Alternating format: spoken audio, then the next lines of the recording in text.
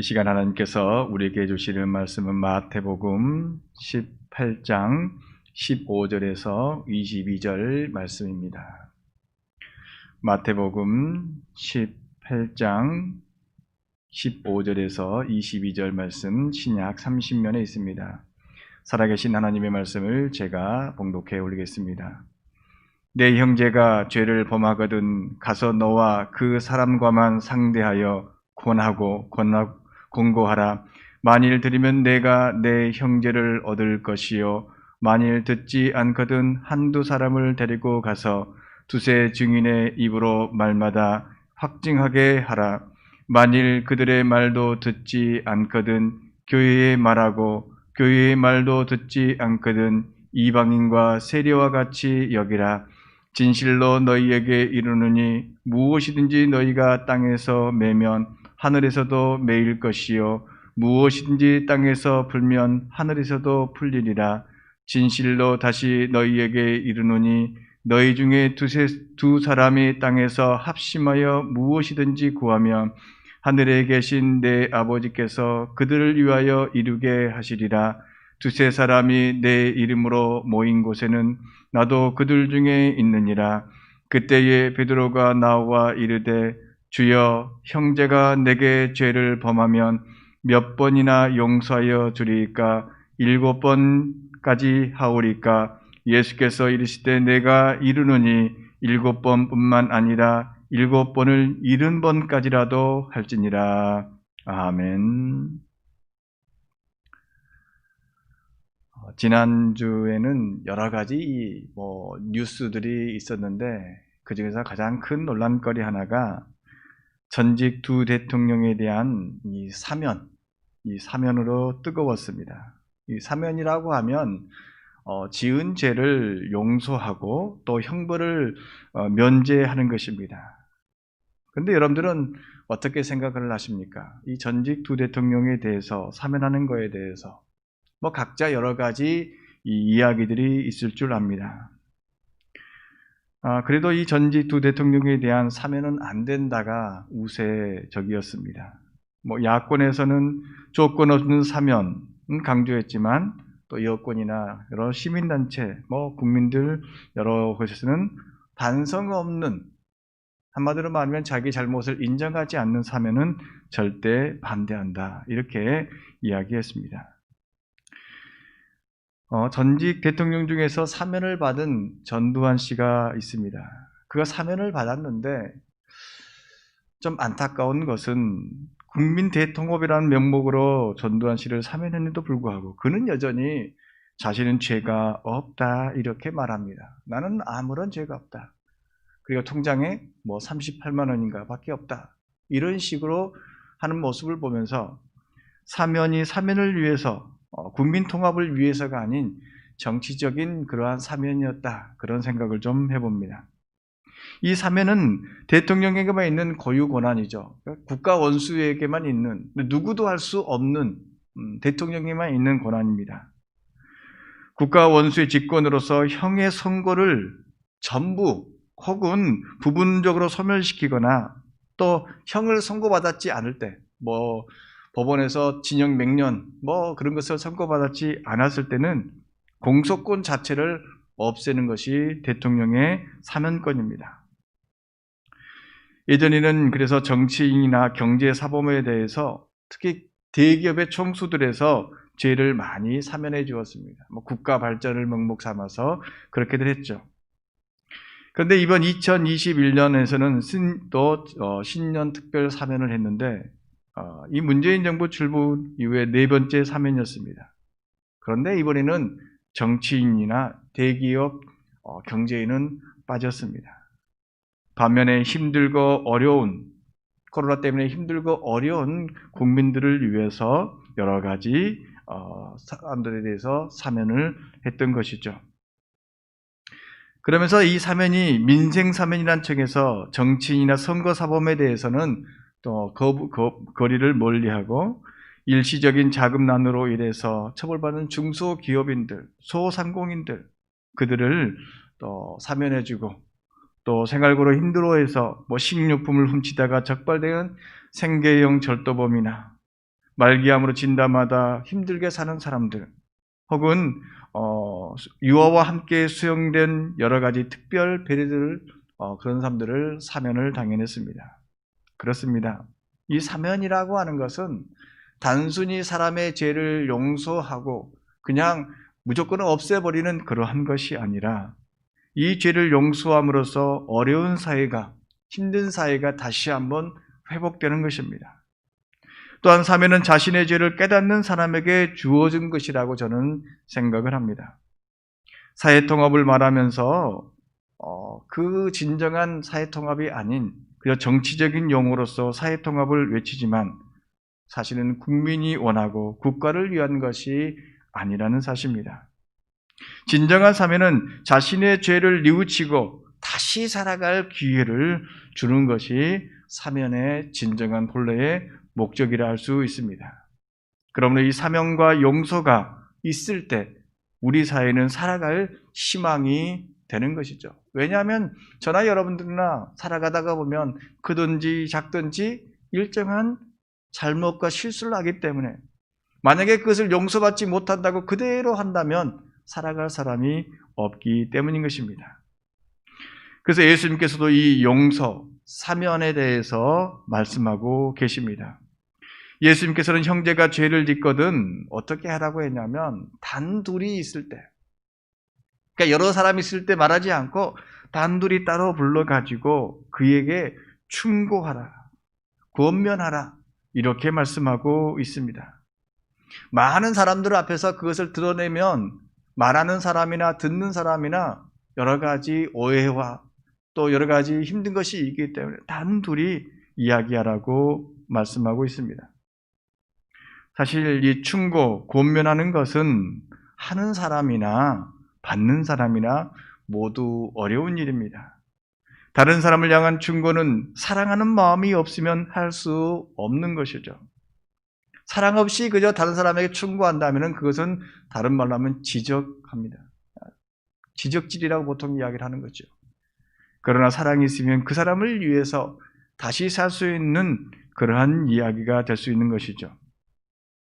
잘 살기를 바라는 마음에서 하는 말, 그에서 어떻게 꺼내야 되는지, 그리고 어떤 말을 해야 하는지 고민하고 또 고민하는 가운데에서 충고하는 것입니다. 그렇게 어렵게 꺼내었을 때 또 받아들이지 않으면 어떡하지? 이런저런 생각을 하면서 충고를 합니다. 반면 자신의 잘못에 지적을 받고 충고받는 처지에 있는 사람은 정말 때로는 그것이 감당하기 힘든 순간일 것입니다. 아무도 모르게 했다고 하는데 그 일을 다른 사람이 알고 있다면 정말 쥐구멍이라도 찾고 싶은 심정이었을 것입니다. 어떤 사람은 그 일을 감추려고 다른 방법, 다른 죄를 통해서 자신의 죄를 덮기도 합니다. 충고를 받아들이지 않는 사람들은 죄를 죄로 덮는 것이죠. 충고를 받고 그 말을 들은 사람의 대표적인 인물을 잘 아시는 대로 꼽자면 다윗이라고 할 수 있습니다. 다윗은 잘 아시는 대로 큰 잘못을 했습니다. 저는 봤을 때 이런 죄까지도 용서해 주는구나 라고 할 정도입니다. 잘 아시는 대로 그의 충신의 아내와 동침을 했고 그 동침한 아내, 그것을 숨기기 위해서 자신의 충신을 죽음으로 몰아내었습니다. 그래서 죄를 죄로 덮은 그러한 모습이었습니다. 그리고 나서 합법적인 절차처럼 위장해서 그 밧세바의 아내 우리아를 아내로 맞이했습니다. 모든 것이 완벽하게 보였습니다. 그런데 그 모습이 정말 하나님 보시기에 역겨웠고 악한 모습이었습니다. 하지만 다윗에게 마지막 기회가 있었습니다. 그의 죄를 드러내고 충고하는 선지자 나단이 있었습니다. 이 나단이라고 하는 이름의 뜻은 그가 주셨다, 즉 하나님이 주셨다, 이렇게 이해하고 있습니다.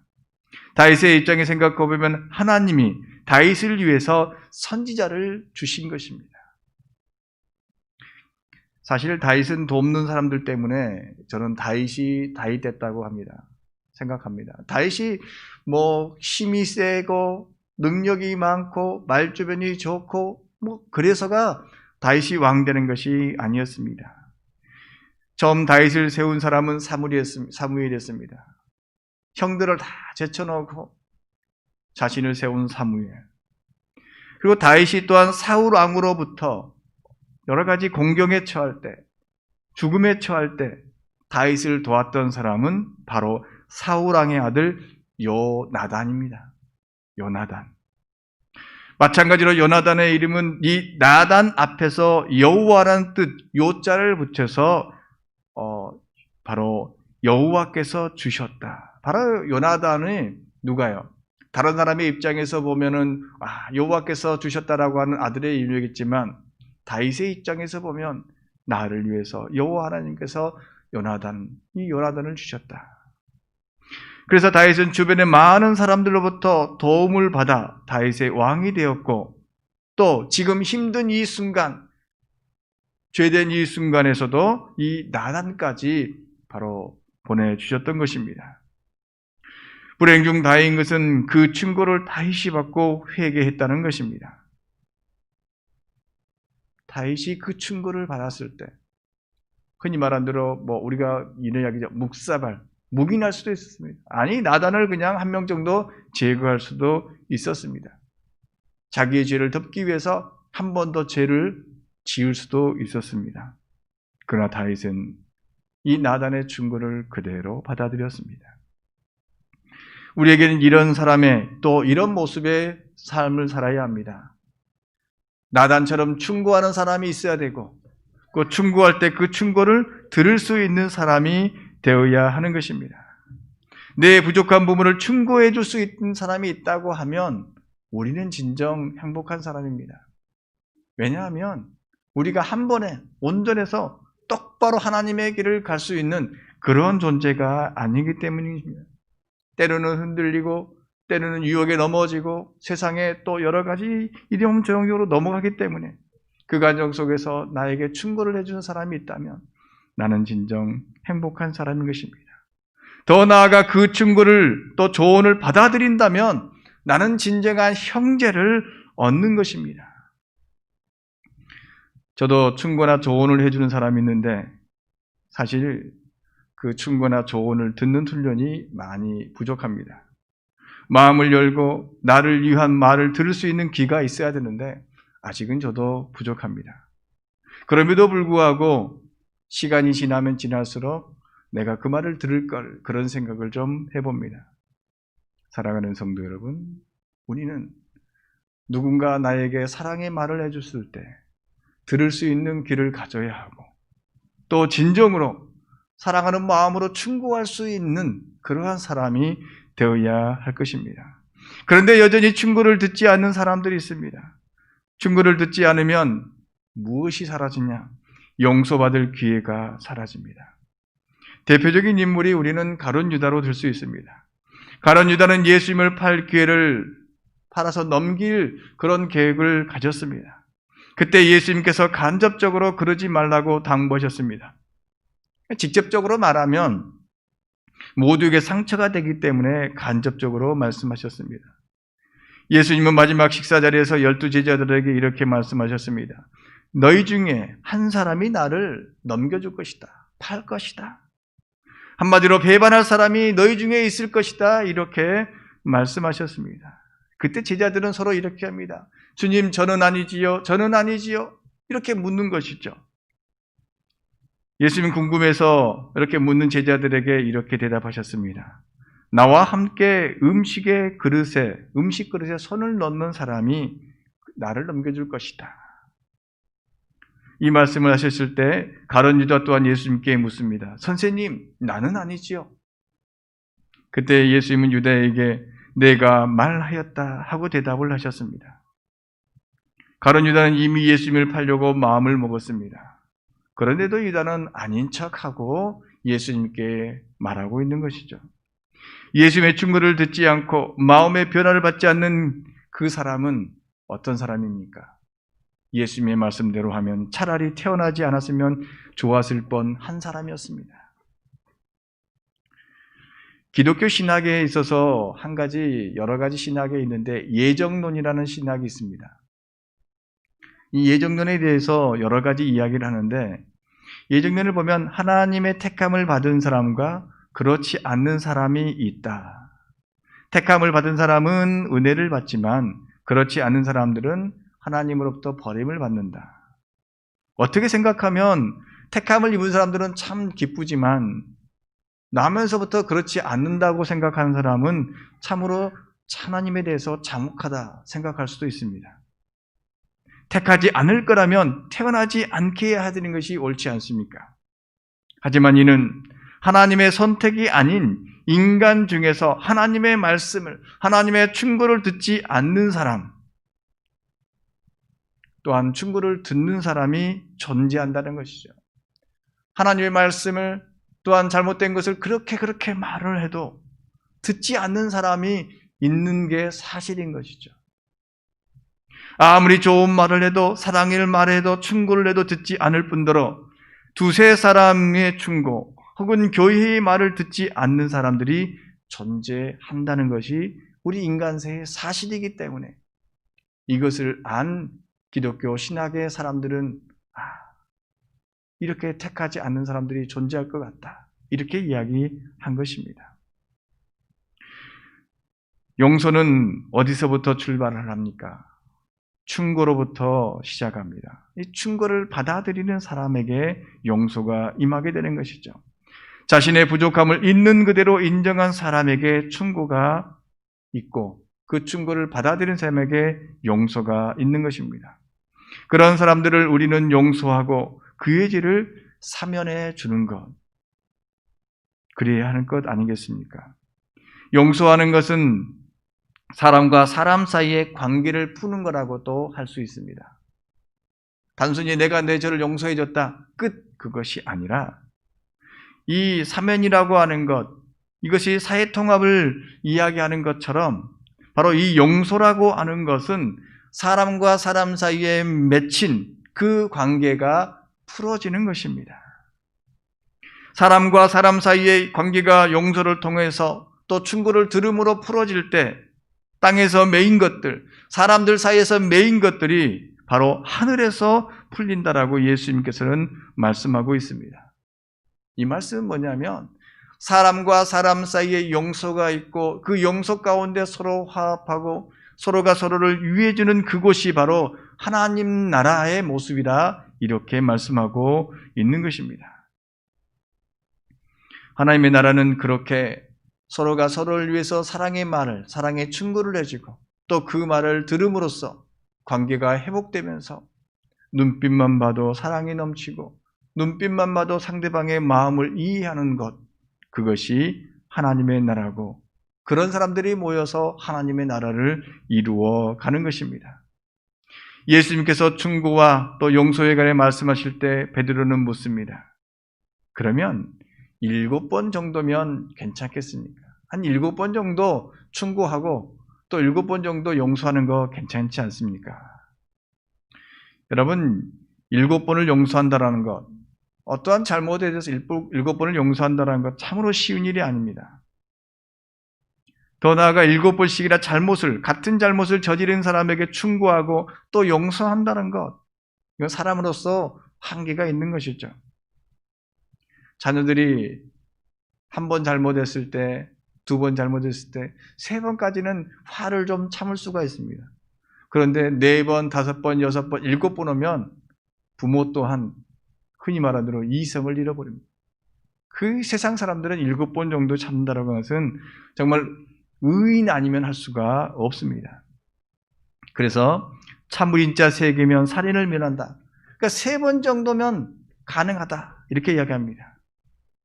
그런데 베드로는 7번을 말했습니다. 그런데 예수님은 7번을 70번까지도 해야 한다고 말씀하고 있습니다. 이걸 숫자로 단순하게 계속을 하면 490번입니다. 이것은 무한대로 용서하라. 하나님의 나라가 그런 것입니다. 무한대로. 자신의 부족함을 인정하면서 용서를 베풀라라고 말씀하고 있는 것입니다. 또한 용서를 받는 자의 삶, 즉 용서하는 사람으로 살아갈 때 용서를 받게 된다라고 하는 것이죠. 먼저는 자신의 충고를, 자신에게 하는 충고를 받아들이는 사람이 용서를 받게 되는 것이고, 두 번째 하나는 용서를 하는 사람이 용서를 받게 된다라고 하는 것입니다. 예수님은 이 용서에 대해서 이런 비유로 말씀하셨습니다. 1만 달란트 빚진 자가 있는데 그는 갚을 수가 없었습니다. 그래서 임금은 그 사람을 불러서 그의 몸과 아내와 자식들 모든 소유를 다 팔아서 갚게 했습니다. 그때 종은 갚겠다고 다짐하면서 조금만 기다려달라고 부탁을 합니다. 그때 임금은 두말 없이 그 종을 불쌍히 여겨서 그를 놓아주고 빚을 탕감, 한마디로 말하면 그 모든 것을 용서해주고 사면해 주었던 것입니다. 정말 큰 은혜를 받았습니다. 저 같으면, 또 국가 같으면 쓸 때 언제까지 유예해 주는 정도가 아니라 완전히 탕감해 주었습니다. 문제는 그 다음이죠. 탕감받고 용서받은 그 사람은 자신에게 100데나리온 빚진 사람을 만납니다. 그리고 그 사람도 반면에 용서를 구합니다. 그 동료는 엎드려서 참고 좀 기다려달라고 갚겠다고 말합니다. 하지만 1만 달란트 탕감받은 사람은 용서하지 않고 빚을 갚도록 옥에 가두었습니다. 이 1만 달란트 빚진 자와 100데나리온 빚진 자 차이가 얼만큼 되냐? 그것은 단순히 숫자로 좀 비교해보면 60만 배 정도 차이가 납니다. 비교할 수 없는 정도인 것이죠. 이 1만 달란트 빚진 자가 100달러는 빚진 자를 용서하지 않는 이유가 무엇일까? 그 사람의 돈을 받아서 자기가 1만 달러 빚진 것 때문에 갚으려고 했을까? 아닙니다. 그는 이미 1만 달러를 탕감받았습니다. 그는 이제 자유인 것입니다. 그런데도 그는 용서하지 않았습니다. 이 모든 것을 본 다른 동료들이 주인에게 가서, 임금에게 가서 이 일을 다 알렸습니다. 그때 주인이 불러서 악한 종아, 내가 빌리기에 내가 내 빚을 전부 탕감해 주었는데 내가 너를 불쌍히 여긴 것 같이 너도 내 동료를 불쌍히 여긴 것이 마땅하지 않느냐? 그러니까 용서받은 사람은 용서하는 것이 마땅하지 않느냐? 주인이 놓아여 그 빚을 다 갚도록 그래서 그를 옥에 가두었던 것입니다. 우리가 예수님을 믿고 예수님의 은혜에 산다라고 하는 것은 예수님께서 받은 그 받은 사랑을 나누어 주는 사람으로서, 실천하는 사람으로서 살아간다라고 하는 것을 의미합니다. 그래서 믿는다라고 하는 것은 예수님의 삶을 비록 예수님처럼은 아니지만 흉내라도 내면서 살아간 사람이 믿는 자인 것입니다. 예수님이 이 비유를 통해서 용서하지 못한 사람은 용서받지 못한다고 말씀하고 계시는 것입니다. 7번씩 70번을 용서받았음에도 불구하고 다른 사람을 용서하지 않는다면 그 사람은 진정으로 용서받을 수 없는 것입니다. 즉 용서하는 사람만이 용서를 받을 수 있다는 것입니다. 어떻게 엄청난 빚을 탕감받고서 용서받았음에도 불구하고 나에게 빚을 갚지 않는다고, 조그마한 빚을 갚지 않는다고 감옥에 넣고 용서하지 않을 수 있을까? 보통 사람 같으면 탕감받은 큰 빚을 생각하면 다른 사람에게 은혜를 베풀 거라고 우리는 생각을 합니다. 그런데 사람의 마음은 다릅니다. 흔히 하는 말로 화장실 갈 때와 화장실 나올 때가 다르다는 말처럼 사람들은 그렇지 못합니다. 오직 자신만을 생각합니다. 자신만을 생각하는 사람은 받을 것만 생각하고 나누어 주려고 생각하지 않습니다. 성경의 인물 중에서 야곱의 아들 요셉은 진정 용서하는 사람이었습니다. 우리가 요셉이 이야기할 때 또 요셉에 대해서 노래가 있는데 꿈꾸는 요셉 이렇게 이야기합니다. 요셉이 어렸을 때 꿈을 꾸었기 때문에 또 그 꿈을 잊지 않았기 때문에 이집트의 국무총리가 되었다 이렇게들 이야기합니다. 어렸을 때 11곡식단, 그러니까 형제들의 곡식단이 자기에게 절하는 꿈과 또한 해와 달과 11별, 형제들의 별이 자신에게 절하는 그 꿈을 꾸었는데 그래서 결국 그 꿈 때문에 요셉은 국무총리가 되었다. 또한 자신의 11명 형제들에게 자신이 절하게 되었다. 이런 이야기를 합니다. 그래서 우리는 꿈꾸는 요셉, 성공한 요셉 이렇게 부릅니다. 하지만 요셉은 꿈 때문에 성공한 것이 아닙니다. 꿈 때문에 하나님의 백성으로 하나님의 자녀로서 위대하게 된 것이 아닌 것입니다. 국무총리가 되어서 그의 이름이 높아졌기 때문에 그가 성공한 것이 아닙니다. 요셉을 높게 생각한 것은 그의 성공 때문이 아니라 자신을 미워하고 죽이려고 했던 형제들을 용서한 일 때문인 것입니다. 요셉의 아버지 야곱이 죽자 그의 형제들이 걱정을 했습니다. 아버지가 죽고 없기에 요셉이 보복할 것이라 생각을 했던 것이죠. 그러나 요셉은 자신의 죄를 고백하면서 걱정하면서 절하는 형제들을 용서했습니다. 그러면서 하나님께서 수많은 생명을 살리기 위해서 악을 선으로 바꾸셨다 이렇게 말씀하고 있습니다. 그렇습니다. 용서하는 사람은 자신의 성공이나 출세보다 많은 사람을 먼저 생각을 하는 것입니다. 나보다 가정을 먼저 생각하고 이웃과 나라를 생각하고 교회를 생각하는 사람인 것입니다. 그러므로 이 교회라고 하는 것은 여러 가지 것들이 차고 넘치는데 그 중에 용서가 차고 넘치는 것입니다. 하나님의 용서뿐만이 아니라 사람과 사람 사이의 용서가 넘치는 것, 그것이 교회인 것입니다. 그러므로 우리 주님께서 이 땅에 오실 때 우리의 잘잘못을 따지기 이전에 우리를 용서하시고 하나님의 백성 삼으시기 위해 2000년 전에 이 땅에 오셨고 또 다시 오실 그때에 우리를 하나님의 백성으로 삼으실 것입니다.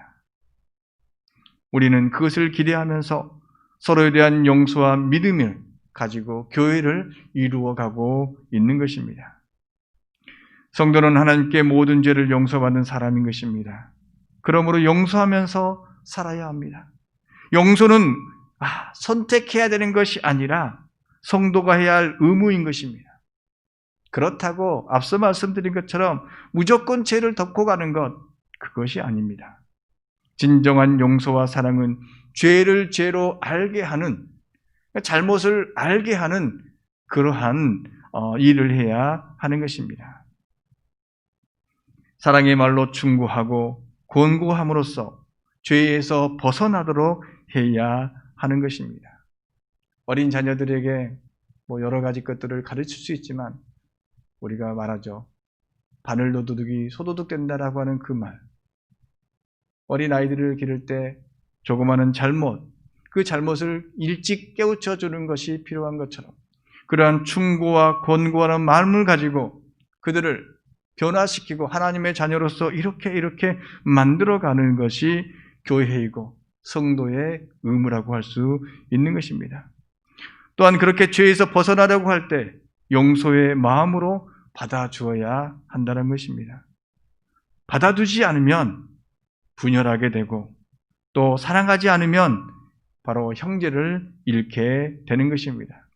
결국 그렇게 되면 하나님의 나라를 잃게 되는 것입니다. 우리의 충고와 용서는 서로 돕는 형제를 얻음으로써 하나님의 나라를 이루어 갈 수 있는 것입니다. 사람이 살다 보면 어떻습니까? 잘못을 하게 되고 또한 그 잘못에 있어서 가슴 아파하게 되는 것이죠. 그러한 사람을 용서할 수 있어야 되고 또한 그런 사람을 받아서 형제로서 하나님의 나라를 이룰 수 있어야 해야 할 것입니다. 사람이 살다 보면 용서 못할 사람들이 있습니다. 정말 그렇죠. 저 사람은 정말 용서 못할 것이다. 하지만 또 그 사람이 자신을 용서를 빌면 용서 못할 것도 없습니다. 용서는 상대방에게 자유를 주는 것뿐만 아니라 나를 자유롭게 하며 용서받는 의인의 삶으로서 성도로서 살게 하는 것입니다. 사랑하는 성도 여러분, 자기의 죄를 뉘우치는 사람에게는 용서가 있습니다. 내 안에 있는 잘못을 하나님께 또한 사람들에게 용서를 구하면서 사는 저와 여러분 되기를 바랍니다. 그때 하나님께서 용서해 주시고 나와 함께할 형제와 자매를 주십니다. 그곳에서 하나님의 나라의 기쁨을 누리면서 사는 저와 여러분 되기를 간절히 바랍니다. 성도는 다른 사람이 자신의 잘못을 인정하게 하는 사람이고 또한 자신의 죄를 인정하는 사람이며 다른 사람의 잘못을 인정하고 용서를 구할 때 용서하여서 진정한 하나님의 용서를 받고 용서받는 하나님의 백성으로서 그래서 용서받는 의인으로 살아가는 것이 저와 여러분들의 진정한 모습일 것입니다. 하나님 감사합니다. 하나님께서 주시는 그 사랑으로 그 은혜로 우리는 용서받았습니다. 용서받는 죄인으로서 아니 의인으로서 살아갑니다. 주님 그 은혜 감사하면서 또한 자신의 잘못을 인정하는 사람들을 용서하면서 받아들이면서 진정한 형제를 얻음으로써 교회를 이루어가고 하나님의 나라를 이루어가며 구원으로 이끌어가는 믿음의 백성들 되게 하여 주시옵소서. 이 세상에 이 모양 저 모양으로 힘들어하는 사람들이 있습니다. 주님 그들에게 진정으로 살아가야 될 길, 말씀으로 살아가야 될 길, 십자가로 살아가야 될 것을 알리는 믿음의 백성들 되게 하여 주시옵소서. 병든 자가 있습니까? 몸이 아픈 자가 있습니까? 이 모양 저 모양으로 고민하는 자 있습니까? 주님 앞에 나와 기도하오니 주님께서 어루만져 주시고 받아주시고 믿음으로 말씀으로 주님의 사랑으로 다시 새 힘을 얻을 수 있도록 주여 이끌어 주시옵소서. 예수님의 이름으로 기도하옵나이다. 아멘.